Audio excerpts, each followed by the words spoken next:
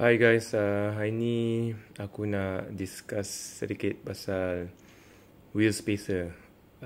Kenapa? Sebab banyak kawan-kawan ada tanya pasal wheel spacer.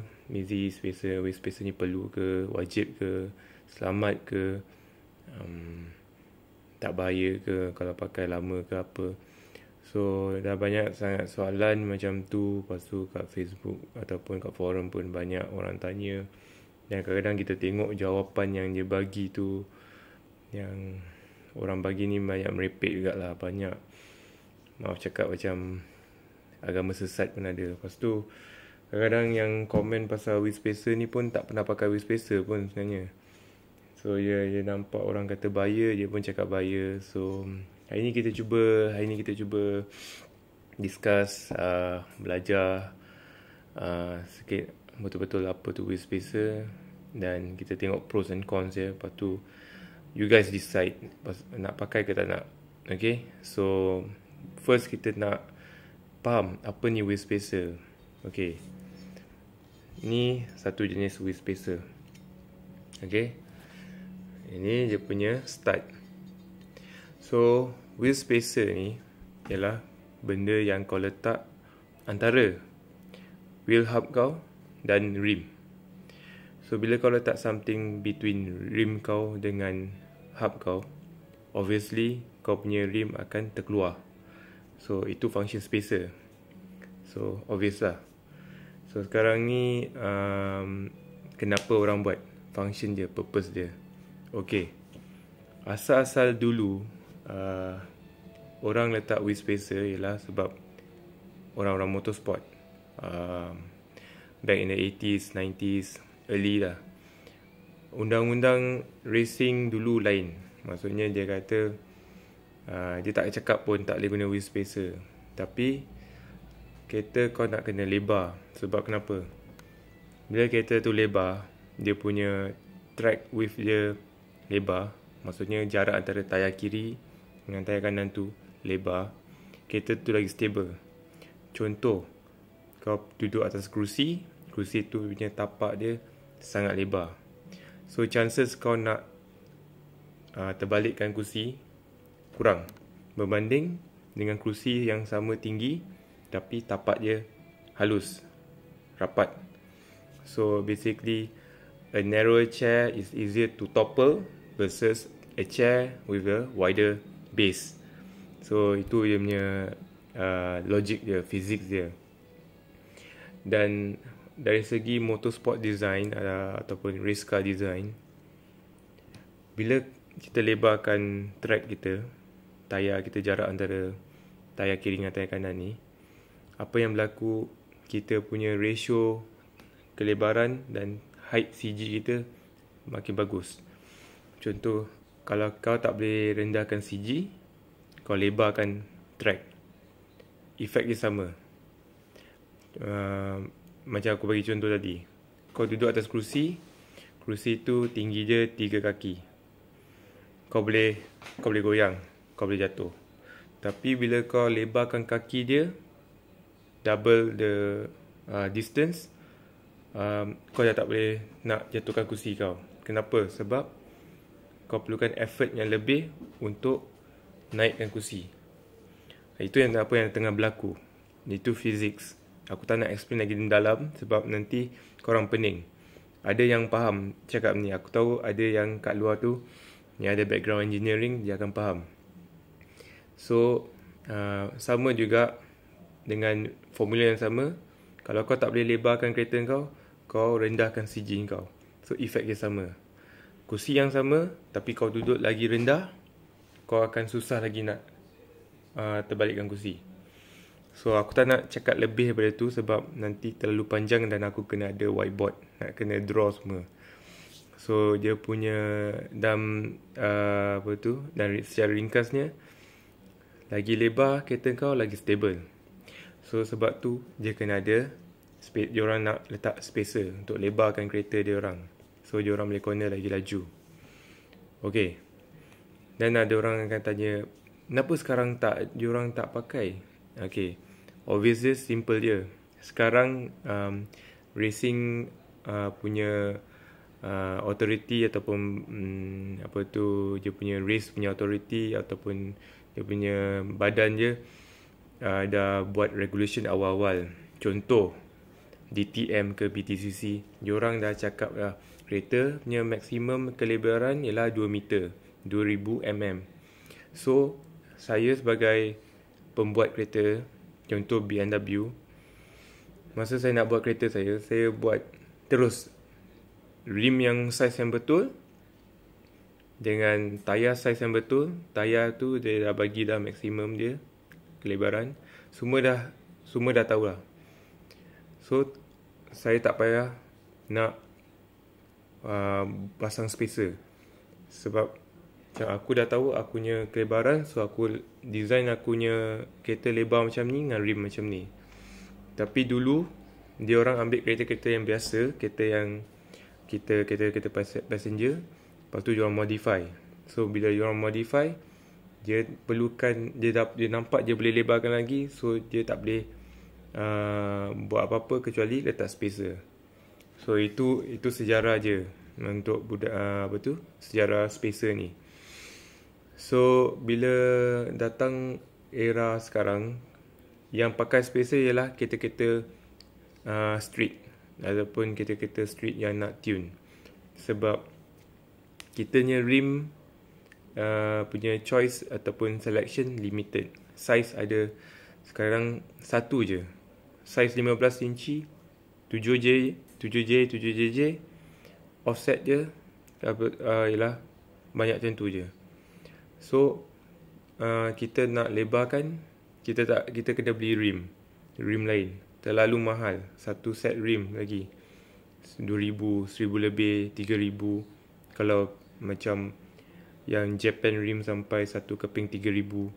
So alternatif dia yang murah ialah spacer untuk dapatkan kelebaran tu. So itu yang apa yang tengah berlaku sekarang. So orang-orang biasa nak dapatkan performance melalui rim yang lebar sangat mahal. So dia pergi ke spacer yang murah, yang cost dia cuma 1/10 macam tu. So make sense lah, logik untuk orang naturally pergi kat sini. So again, secara ringkas je, function spacer ni ialah untuk performance. Asalnya untuk performance.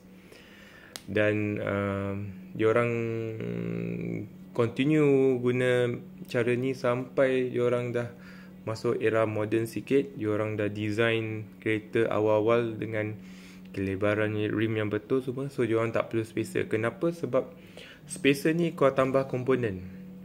Kau punya hub, spacer, rim. So kau ada lagi dua benda boleh fail. Kau punya spacer dengan dia punya stud. So kalau team racing, kalau kau tanya apa dia orang nak buat, nak ambil chance untuk dapat failure dekat dia punya stud ataupun dia punya spacer ni. So dia orang tak nak. So lagi elok design terus rim yang ada offset yang betul. Okay, tu je punya sejarah sikit lah. Lepas tu kita pergi dekat jenis-jenis spacer yang ada dekat market sekarang. So yang macam aku tunjuk ni ialah spacer yang bolt on.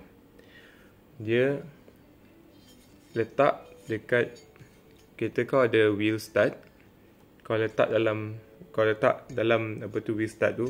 So wheel stud tu akan keluar kat sini. Lepas tu kau akan secure dengan nut yang dia bagi. Dia ada bagi nut bila kau beli spacer. Lepas tu bila kau tighten, ni macam nut ni kan. So kau masuk, tighten, dah torque semua, dia tak kacau dah. Lepas tu rim kau akan pasang kat stud yang set kat sini pula. Lepas tu kau pasang nut wheel kau yang original. So benda ni bolted to your hub, and then rim bolted to the spacer. So kau nampak yang rim bergantung pada spacer, spacer bergantung pada hub. So kalau benda ni fail, rim kau pun tercabut. So sebab tu diorang tak nak. Dia kata buat apa nak tambah chances benda tu nak fail. So kita buang spacer, kita terus design rim ataupun lebar kereta yang betul, lebar kereta yang sesuai lah. So itu dah sejarah dia. So yang ni bolted. Lepas tu kau ada yang jenis yang slip on. Slip on ni lebih nipis lah, selalunya 5, 10, 15 mm. Dia tak ada stud, dia cuma kau letak je, lepas tu kau letak rim kau. So itu lebih kepada minimal increase in width.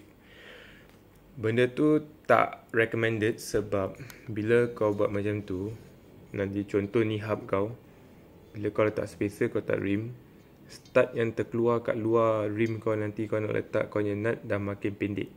So basically dari segi engineering, kau punya nut tu dah pegang kurang dah.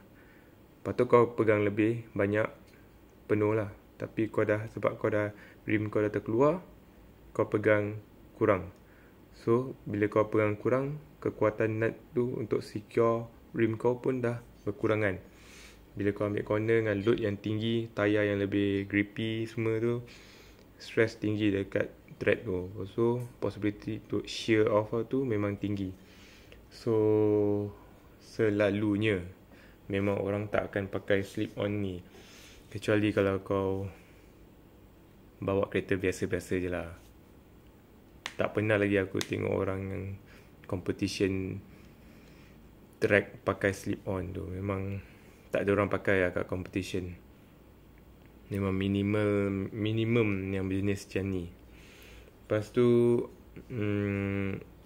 spacer ni dia buat daripada aluminium, sebab dia senang dibuat lah. Dia buat dekat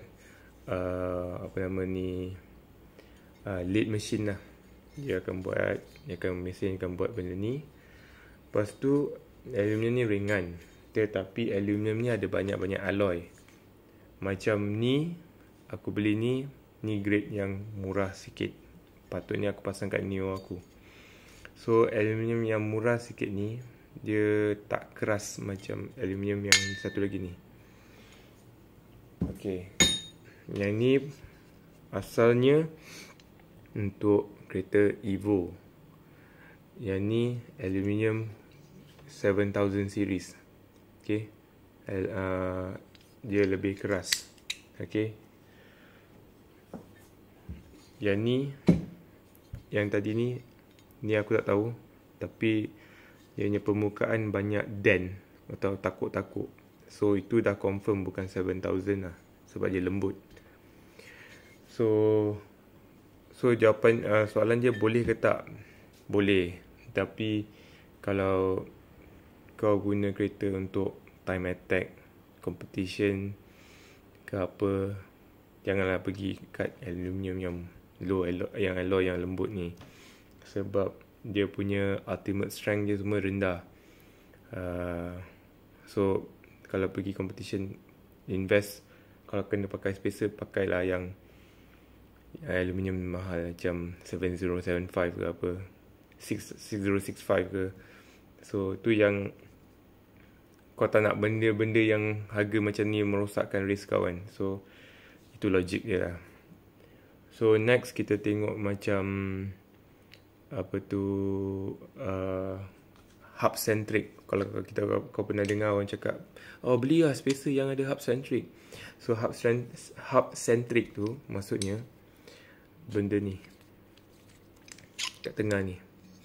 Okay, kenapa benda ni wujud Kalau kau tengok rim kau original dengan hub kau, dia punya hub tu dia ada mulut terkeluar.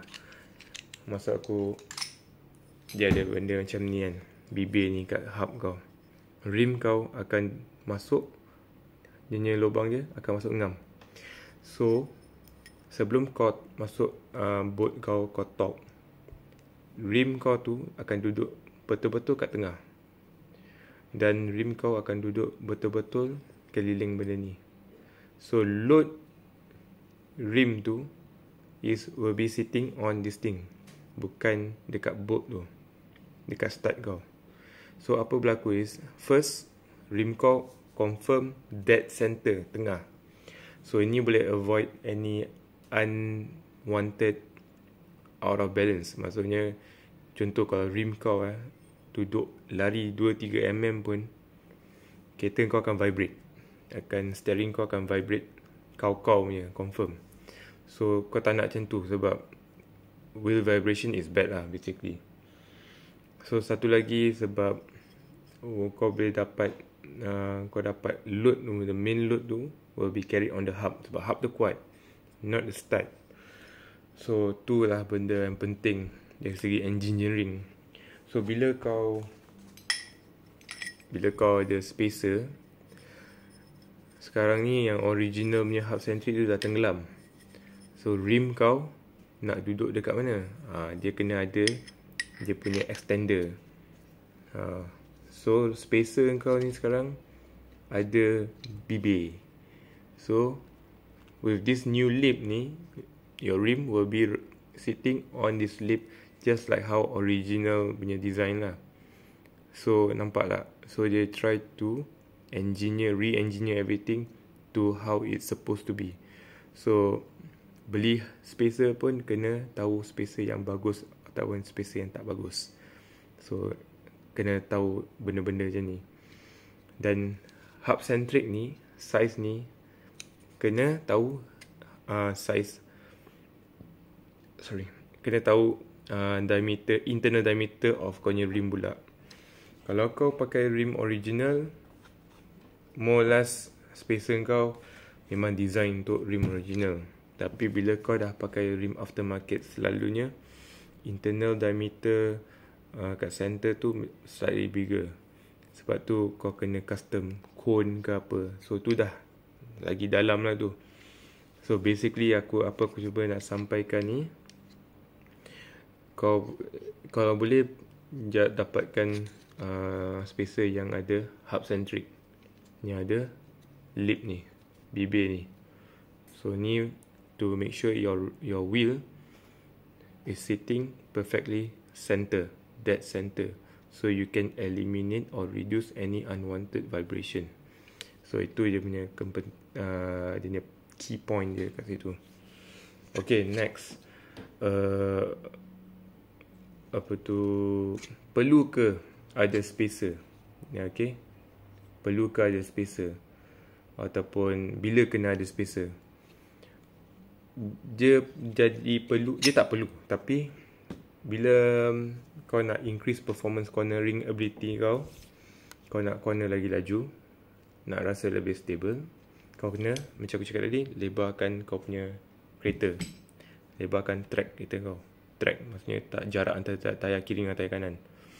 So kau ada option beli rim lain dengan offset yang lebih kecil, ataupun pakai spacer.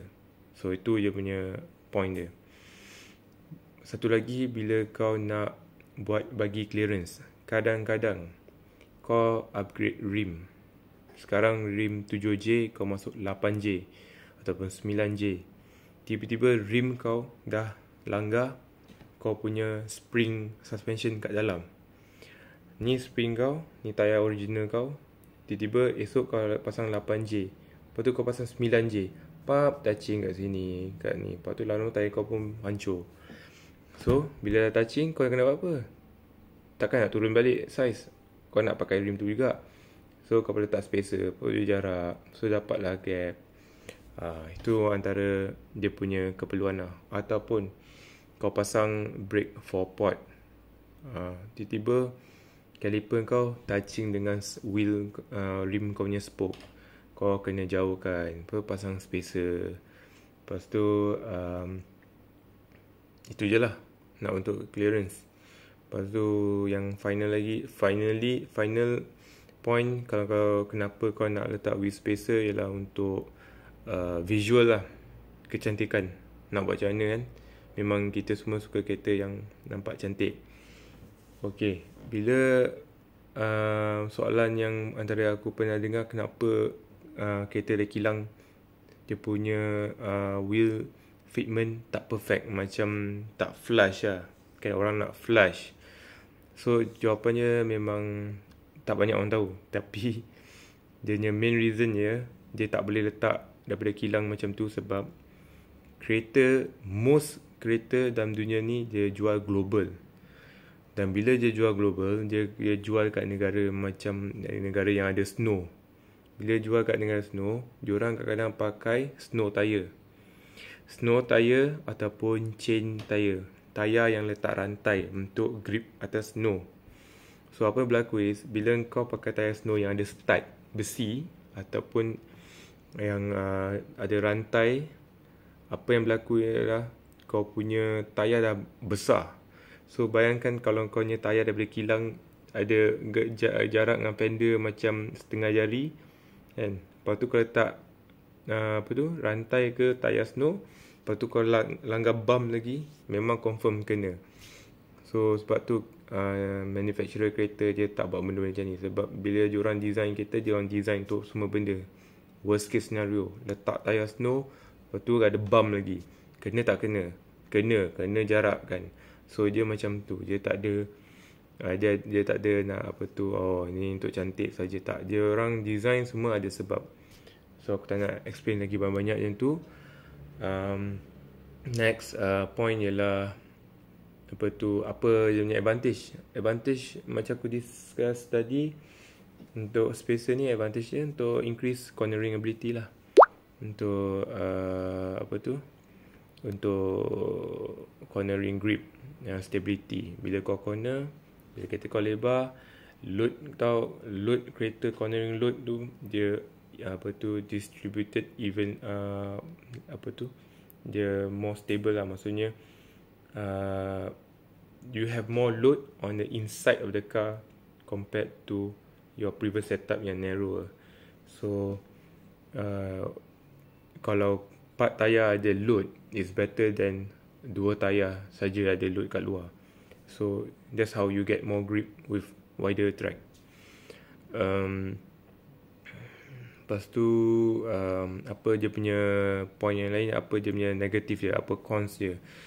So bila kau letak spacer, dan terutama sekali kalau kau letak spacer banyak sangat atau lebar sangat, tayar kau dah start keluar dan center load of the wheel tu is away from the bearing punya plane. So kau macam try to nak kepak bearing kau tau. Bearing kau kat sini, originally rim kau kat sini. So kau letak spacer, rim kau keluar, tayar kau kat sini, bearing kau masih kat sini. So load kat sini, so dia macam try to bend ataupun twist kau punya bearing. So apa yang berlaku je, bearing kau akan, life dia akan shorten bearing kau. So pengalaman aku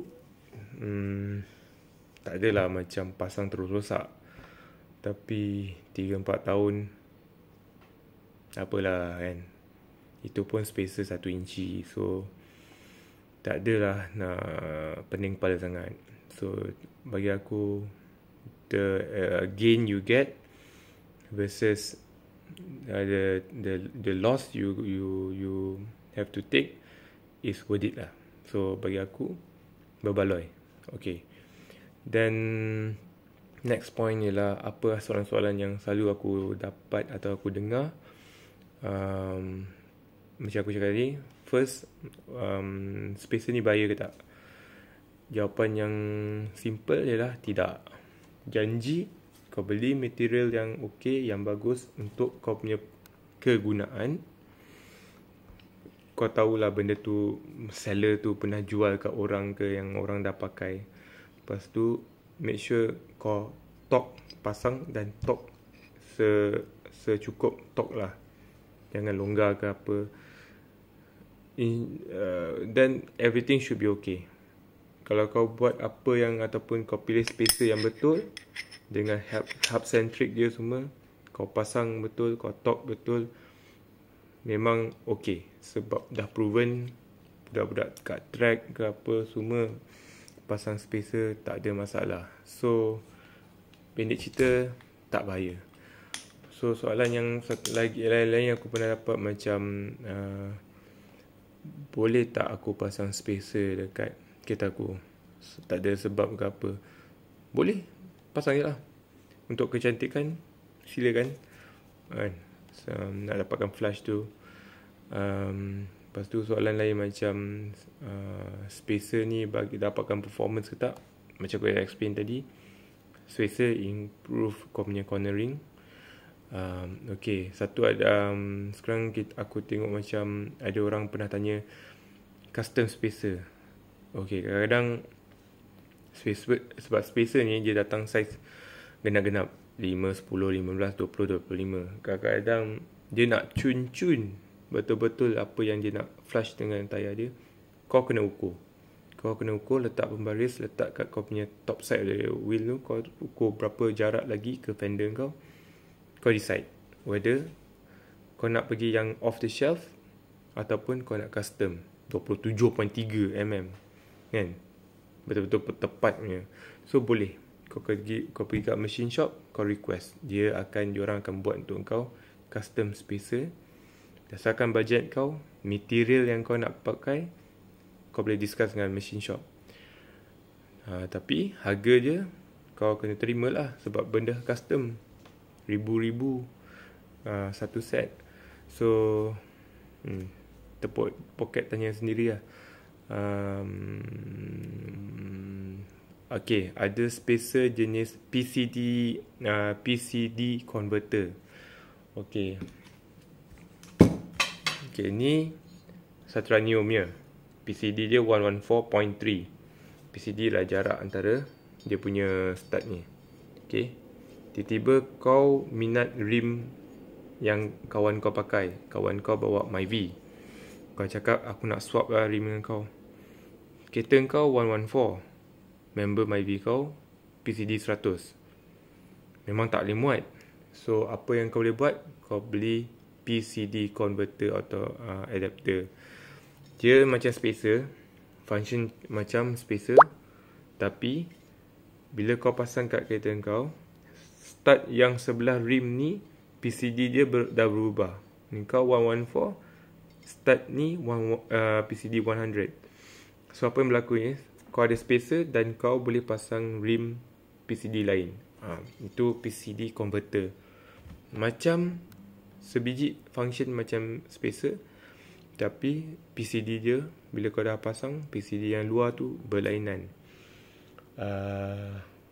Tak ada hal, janji design okey. Apa yang kau patut elak? Kau patut elak pasang slip on spacer. Yang aku cakap tadi, spacer yang letak saja, tak ada apa-apa, just letak je 5mm, 10mm. Jangan lebih, rata-rata aku tengok lah, jangan sampai 15, 10 maksimum. Satu lagi, jangan letak 5.